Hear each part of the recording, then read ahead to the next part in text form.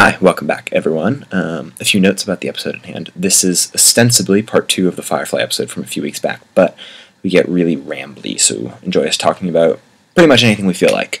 There are spoilers, though, specifically for Game of Thrones, pretty early on, and maybe Dune, and That's So Raven, so be warned. Normally I'd ramble on about how you should subscribe and share and comment, etc., but today I want to skip all of that and focus on something even more important than my own shameless self-promotion, Squaresville. A couple of you probably already know about Squaresville, but for the uninitiated, it is quite possibly one of the best web series ever. It is a fantastic, short-form, episodic, scripted comedy, which there aren't a ton of. It focuses on two geeky high school girls, Zelda and Esther, who are disillusioned with life in their suburban town, and we watch them as they go through with their troubles when they deal with everyday life, and it's just really, really good.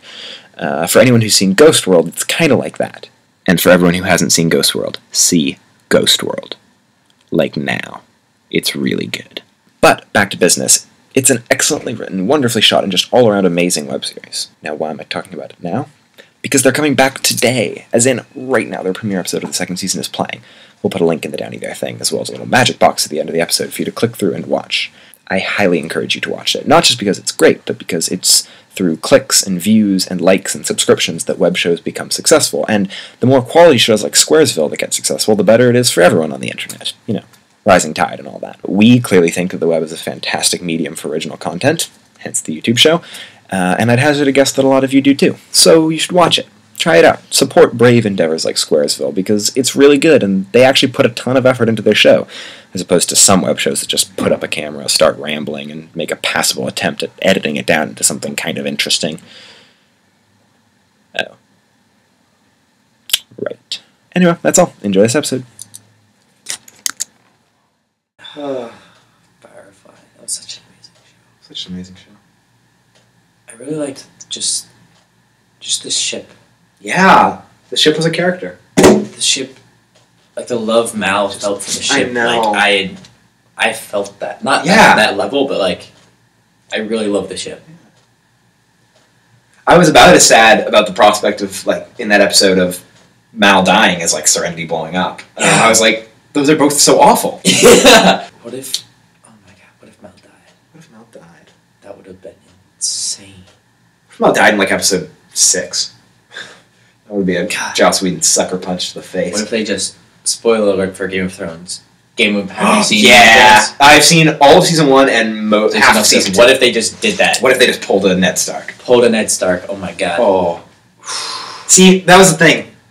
I knew that was going to happen. What I thought, though, because I'd heard about it, what I always thought is that is the last, what I always thought was that season finale, he gets beheaded, Khaleesi finds the dragons, in that order. Those are the last, like, 5 minutes, is that thing happening. And then it happens in, like, episode 8. So I was, even though I knew it was going to happen, I was still totally thrown off guard. I was like, wait, no, I thought this was the end of everything, but this is just like, you still have, like, 2 more episodes to go. I've always really loved, there's this one video game called Eve. Which I've never played, but I've heard it's good. I've read cracked articles about it. It's varying levels. I've only played it, I played like a trial of it because I didn't have time to play it, and it's a game you need to invest your time into. It's interesting. It's very slow-paced, first off. Okay. And it is time-based. You literally level up through time. Oh. Like real-life time. So you like set, like, I want to train this skill, and then over the next 12 hours you will train the skill until it levels up. Wow. And you have like a queue you could set. It's cool. odd. Curious. I want to play it again. I'm not sure if I'll have time to play it. But something I really like about it is I downloaded, it was the first video game I played on my gorgeous new computer like a year and a half ago. And it was just the most beautiful thing in the world, were just the ships in that game. That's something I always really liked about awesome spaceships. Just like awesome spaceships. I love it. So I'm a crazy geek, and I went through like a loving tabletop RPG games phase in like 6th, 7th grade. I played HeroClix, and I had a little Lord of the Rings collectible miniatures game, which I didn't even play because literally no one else owned it. So the only times I played is when I would come over to my uncle's house and let him borrow half of my things. I need to find this. I found it a while ago and then lost it again. I designed my own like space shipbuilding Space Pirates RPG, and I found it a while ago, and I didn't bother to write down rules for anything. I just made like the pieces and stuff like that, and so I saw it, and it was like you would make it out of graph paper and cut it out and like write in what you like have cards that would say the stat points of each different wing of your spaceship, and you would put them all together and stuff like that. Like 2 years ago, stumbled upon a big Ziploc bag that was just full of graph paper and little cards and stuff written on them. And I'd forgotten that I'd done this. And I was like, oh my god, this is awesome. But I wanted to figure out how to actually play it, and then I promptly lost it again. And I haven't been able to find it. But God, I've always kind of wanted to design like a board game. I feel like that would be really fun. that would be awesome. Basically, what it boils down to is I want to do everything. I want to I want to write a awesome. movie. I want to write a novel. I want to design an RPG. I want to make a video game. I basically don't want to do real things, and I want to just be a kid that makes fun stuff for the rest of my life because it's swaggy. I want to live in spaceships. I also want to live in spaceships. I have 2 dreams in life right now. Dos Equis. No, not Dos Equis. To be in space. Yeah. Or 0 gravity. Either way. Secondly, to you're gonna laugh at me for this. I'm so excited. To vivid dream. So I've been trying to vivid dream lately. To vivid dream. You mean lucid dream? Lucid dream. That's what I meant. Lucid dream. Firebending. So space has been a... That's the greatest thing I've ever heard in my entire life, and only like 2 of you will get it. And it's great. It's that's my happiest moment that I've ever had on this entire YouTube show, and possibly ever. Oh, God, the inception of that joke just was fantastic. Sweet baby Jesus. I love it, I love it, I love it, I love it. Yeah. But space. Yeah. Space, the final frontier. Actually, though, like, I want to live in space so bad. Gotta watch out for that space syphilis. Gets you when you least expect it. About that space train station? Remember that? I do. Only 19 of us will guys, aren't inside jokes the best? Yeah, we're gonna edit that out, right? No. Nope, okay. No. Not editing that. I'm a nice person, but apparently he's not. No, I'm not doing it. Thinking, like, Serenity, like, I love the theme song. Yeah! Which Joss Whedon wrote. He didn't perform it, but he wrote it. Because he's that cool. He can do literally everything. That's amazing. There was one line in the show. Take my love, take my land. Yeah. It's a great theme song because the first time you hear it, you're kind of like, okay. And then by like 3 episodes in, it's like the soundtrack to your life. You just never want to not listen to it. It's like... Let's go back, if I could go back in time and change history. Although there's a whole myriad of things wrong with changing the past. First step, bring back Firefly, then kill Hitler. Have you seen the SICD? Yes. Quick tangent, SICD joke. The guy says, I'm gonna go back in time, what should I do? Go kill Hitler. He goes back in time and he's like, so I went and killed Hitler. For some reason, he was like in a bunker surrounded by all these people. I'd forgotten about that one. Hitler committed suicide in a bunker. So now it's, I want to see at some point Primer. I've never seen it, but so Primer, it's this indie film also, from like 2000. Maybe we should do Firefly and then Rambling. Sure. Okay. We'll figure it out. I feel like this has gone on. So Firefly and Rambling. Yeah, I'll work some magic and make something work. But so Primer is a movie, a super indie movie that's about these kids or these like physicists in their garage are trying to design some machine. I don't remember what it's supposed to do, but what they accidentally stumble on is a machine that can travel you in time. And the movie is supposed to be this is another one that I've heard about from my dad and my uncle because they saw it like when I think it was like 2002 or 2003 when it came out. But the timelines in it are just so crazy and warped and convoluted. It's the kind of movie that it's just such a mindfuck. You don't know what's going on until you watch it like 4 or 5 times to finally figure out, oh, well, that's how that influences that and makes that work and that work and blah, blah, blah, blah. So apparently it's supposed to be the most like realistic version of a time travel movie that you could have. But because it's realistic, it's a crazy mindfuck of like, I don't know. So I really want to see it. Because I love indie sci-fi. Indie sci-fi is one of my favorite things in the world. It's so cool. In Dune, there's like future telling, and it's really interesting because it's not like perfect, and also there are multiple people who can do it. So whenever these people, like, if I could like see into the future basically, and he could see into the future, and you were to be like somewhere else, I couldn't see into the future that's relevant to you. Because you can see into the future. And because you can see into the future, you can change it. So I can't see into your future or things that you influence. Okay. Does that make sense? No. But I think I'm just not understanding it. I don't think it's through any fault of you or it's a great Frank. Is it Frank Herbert who wrote it? Yeah. Yeah. But although I gotta say, best time travel, not time travel, future seeing. Best example of future seeing of anything, that's a Raven. Because everything works out fine. She sees the future, and through her efforts to try and change it, it always ends up causing it. Yeah. Causality is never reached in that television show. That's so weird. That is hard science fiction right there. It's hard science fiction. Oh my god. You heard it first on AW Club. That's so Raven. Science. That is going to be the title of the episode, is That's a Raven. Science fiction.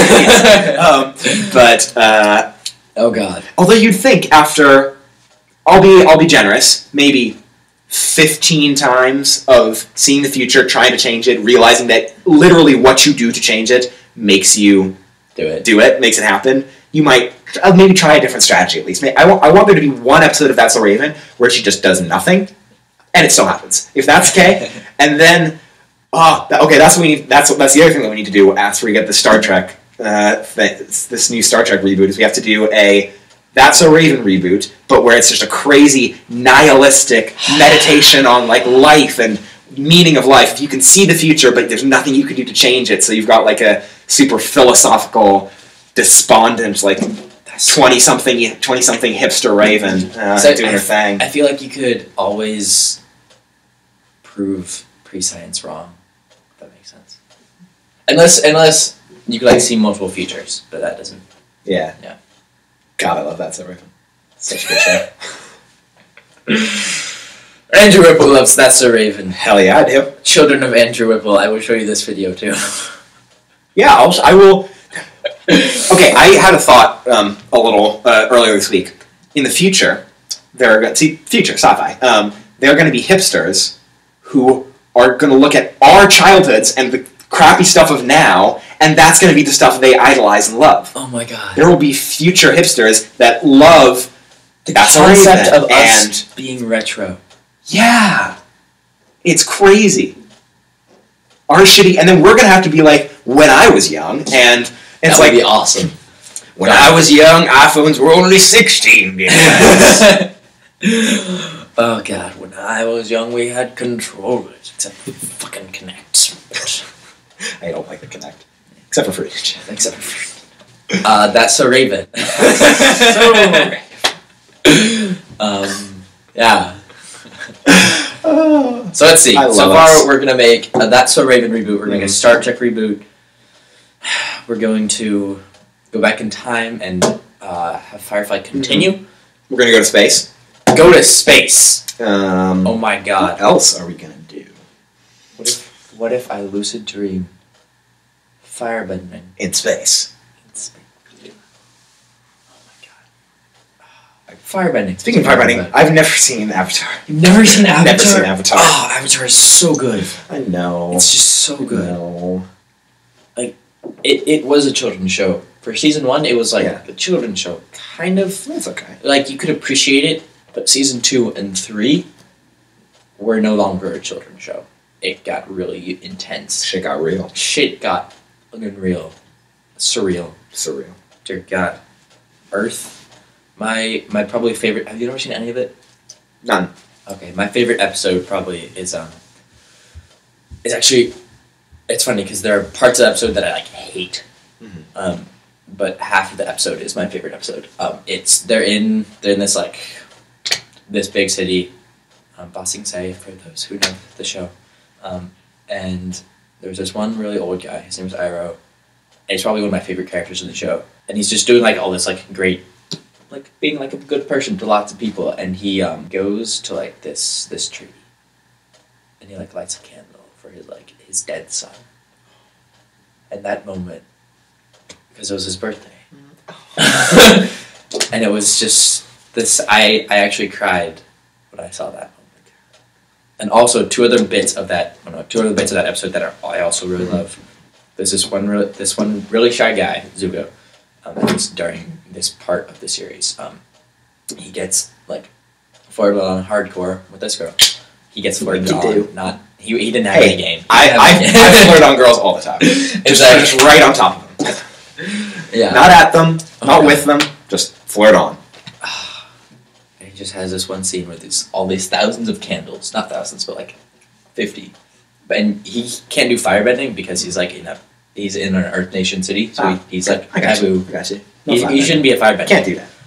But on this day, he's like, okay, close your eyes and I'll light up. And he doesn't say this, but like, close your eyes. I'm gonna give you a present. And then he like lights up all the candles.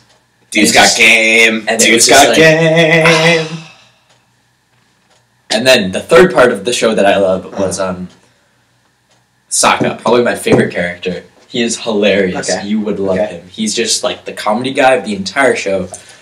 And he gets into this haiku house, which is a thing apparently. Please tell me that's where you can always speak in haiku. Yes. And he accidentally speaks in haiku. Like, he doesn't realize that you can only speak in haiku, so he accidentally speaks in haiku. And then he gets into this like haiku competition with... One day we should do an episode of A-Dub only in haiku, you think?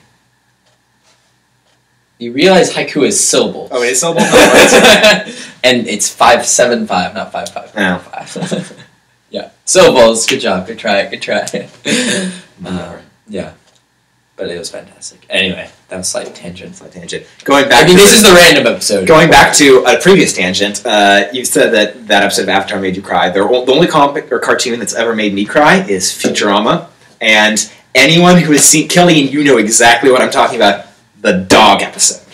And anyone who's seen Futurama knows exactly what I'm talking about because they have cried at this episode too. The dog episode and the Fry's Brother episode, like, it's all fun and games and happy and stuff, and the last 5 minutes of those episodes, they have a musical montage that shows, like, in both of them, what happened to Fry's dog after he left the 2000s to go to the future, and the other one where it shows what happens to his brother after he goes to the future, and both of them just, like, tears to my eyes. It's so sweet, and the songs they pick are so, like, gut-wrenchingly cheap and heart-string tugging, and oh god, the Fry's dog episode. I only watch that if I need to cry. That or the last 5 minutes of David Tennant's final Doctor Who special. Shitty episodes. But the last 5 minutes, just like shitty episodes. For his final episode, it's like a 2-parter, a big special. And it's really bad. But the last part of it, does me every time. I'm gonna get there. I feel like somewhere in here we should give a shout out to Frida Lee.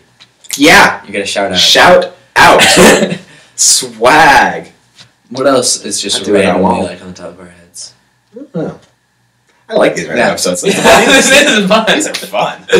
Screw planning, plan topics. Oh god.